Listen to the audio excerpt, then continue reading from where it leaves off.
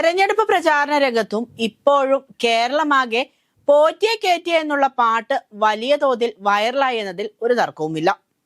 കൊച്ചുകുട്ടികൾ മുതൽ പ്രായമായവർ വരെ ഈ പാട്ടും പാടിയാണ് ഇപ്പോൾ നടക്കുന്നത്.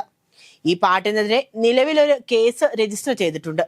അയ്യപ്പനുമായി ബന്ധപ്പെട്ട് പാരഡി ഗാനമുണ്ടാക്കി രാഷ്ട്രീയ നേട്ടത്തിനായി നവമാധ്യമങ്ങൾ വഴിയും നേരിട്ടും പ്രചരിപ്പിച്ച് സമൂഹത്തിൽ സമാധാന ലംഘനം സൃഷ്ടിക്കാനും മതവിശ്വാസത്തെ അപഹസിക്കാനും ലക്ഷ്യമിട്ടുവെന്ന് ചൂണ്ടിക്കാട്ടി തിരുവാഭരണപാത സംരക്ഷണ സമിതി ജനറൽ സെക്രട്ടറി പ്രസാദ് കുഴിക്കാലയായിരുന്നു സംസ്ഥാന പോലീസ് മേധാവിക്ക് പരാതി നൽകിയത്. ഇതിന്മേൽ പോലീസ് സ്വാഭാവികമായി നടപടി സ്വീകരിച്ചു. അതിനെ ആവിഷ്കാര സ്വാതന്ത്ര്യത്തിനെതിരായ കടന്നുകയറ്റമെന്ന് വിമർശിക്കുകയാണ് പ്രതിപക്ഷം. തെരഞ്ഞെടുപ്പ് പെരുമാറ്റച്ചട്ടവും ജനാധിപത്യ നിയമത്തിലെ വ്യവസ്ഥകളും എന്താണെന്ന് മനസ്സിലാക്കാത്തവരാണ് FIR രജിസ്റ്റർ ചെയ്തതിനെ ആവിഷ്കാര സ്വാതന്ത്ര്യത്തിനു മേലുള്ള കടന്നുകയറ്റമായി ചിത്രീകരിക്കുന്നത്. ഇത് ആവിഷ്കാര സ്വാതന്ത്ര്യത്തിന്റെ പ്രശ്നമല്ല. തെരഞ്ഞെടുപ്പിൽ മതത്തെയും വിശ്വാസത്തെയും ദൈവത്തെയും ഉപയോഗിച്ചതാണ് പ്രശ്നം. ജനാധിപത്യ നിയമത്തിലെ വ്യവസ്ഥകളുടെ പരസ്യമായ ലംഘനമാണിത്.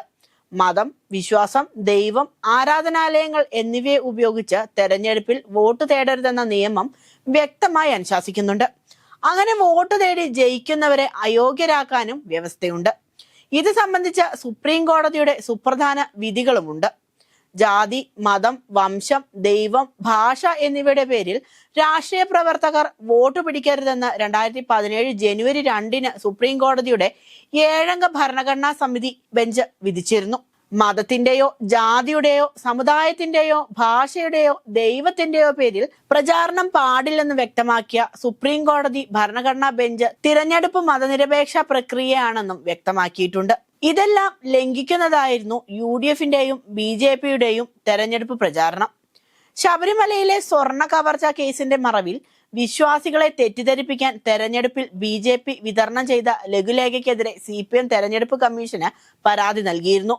LDF സർക്കാരിനും മുഖ്യമന്ത്രി പിണറായി വിജയനുമെതിരെ സ്വർണ്ണക്കൊള്ളക്കാർ എന്ന് പറഞ്ഞ് നടത്തിയ കള്ളപ്രചാരണം 1951 ജനപ്രാതിനിധ്യ നിയമം സെക്ഷൻ 123(3) ലംഘനമാണെന്നും കാണിച്ച സംസ്ഥാന സെക്രട്ടറി MV ഗോവിന്ദനാണ് ഡിസംബർ 2 സംസ്ഥാന തെരഞ്ഞെടുപ്പ് കമ്മീഷണർക്ക് പരാതി നൽകിയത്.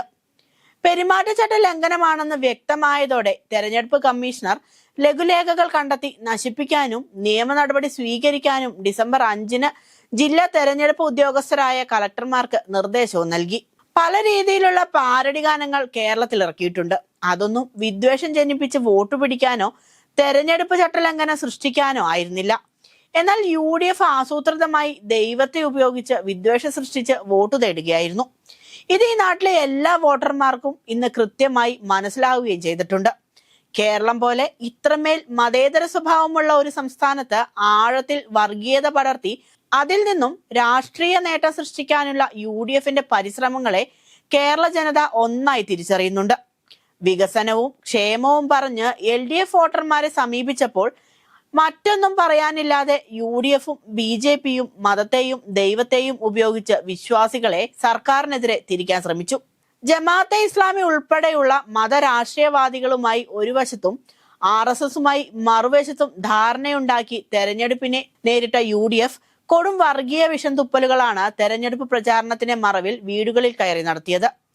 മതം പറഞ്ഞും സർക്കാരിനെതിരെ വ്യാജ പ്രചാരണം നടത്തിയും UDFും BJPയും വോട്ട് തേടിയതിന്റെ 100 കണക്കിന് തെളിവുകളാണ് പുറത്തുവരുന്നത്.